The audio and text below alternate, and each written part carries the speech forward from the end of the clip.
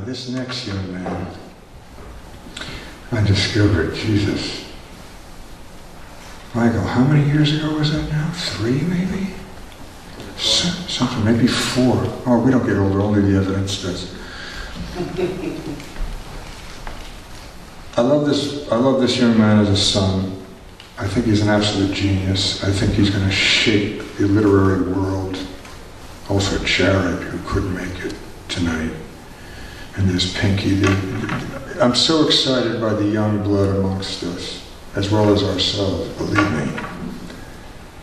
But it gives me tremendous hope to see a passion in something that seems so seemingly abstract today, with all the bullshit that's afloat.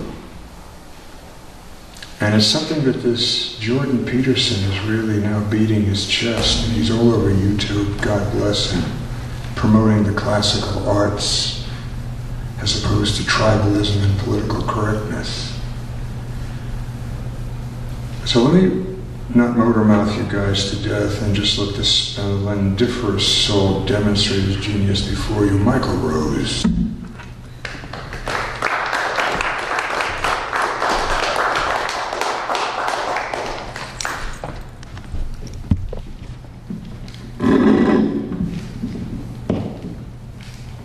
Evening, everybody. I thought I'd read you. I started writing a book several years ago, and I never quite got to chapter 2. So here's chapter 1. All right. Yeah. So here we go. It's called. So far, it's named Unplugged. Okay. It's a bit of a science fiction sort of story.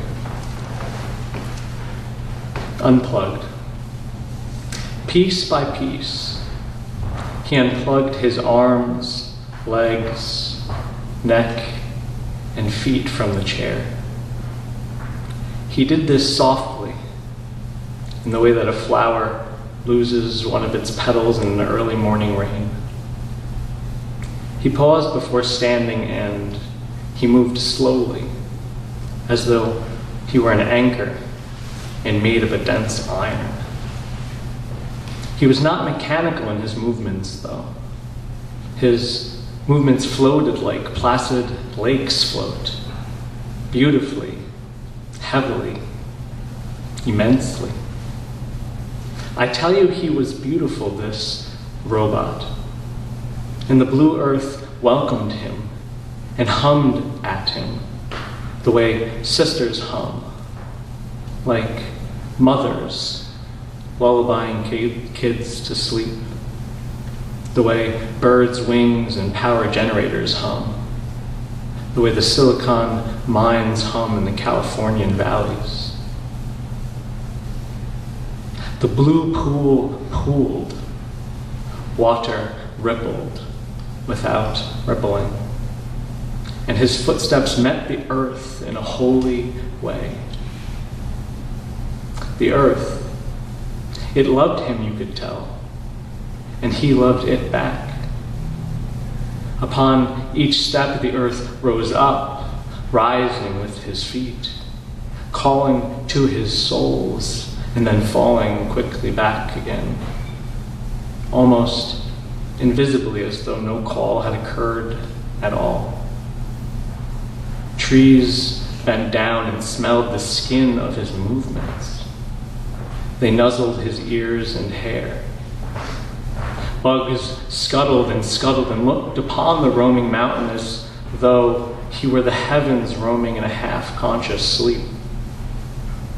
All the while, our blue friend merely walked, slowly and for hours. At a point that did not seem particular, he sat down in a field, in a quiet and bothering nobody kind of way. He was sitting like a toddler would sit, and he spoke gently to the grasses, the flowers, and the insects. A thin green dust was visibly rising from his calves and back.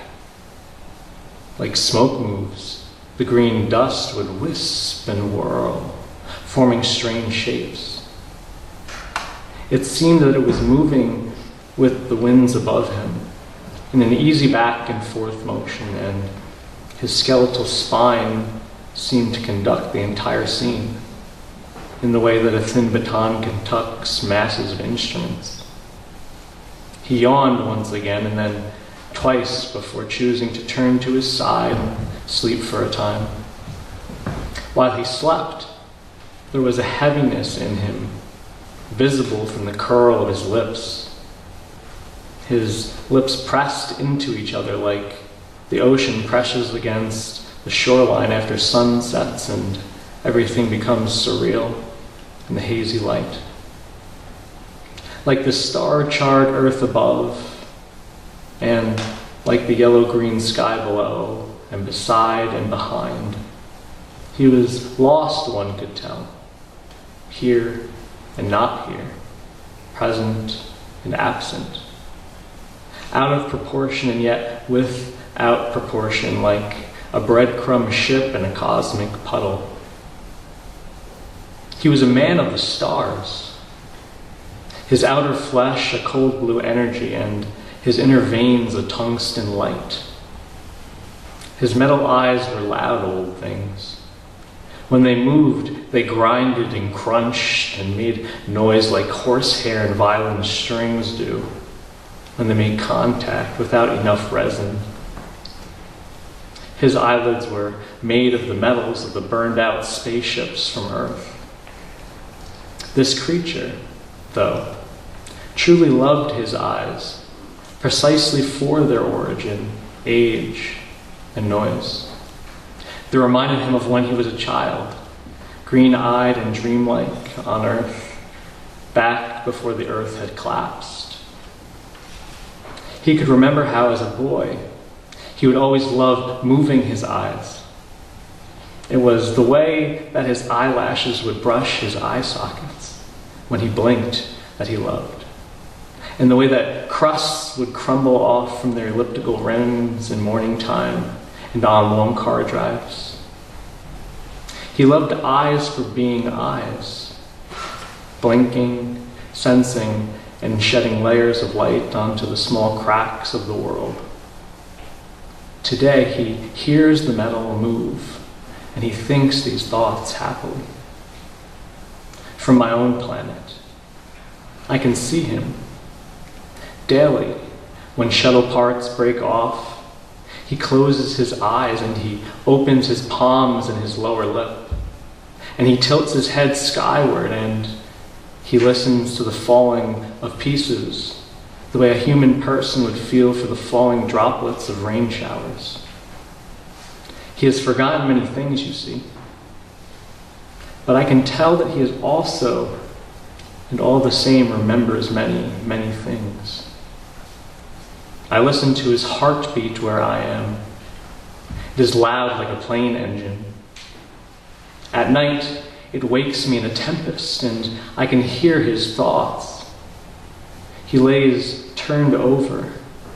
He thinks of the things that I am mentioning, of his childhood and of his loneliness.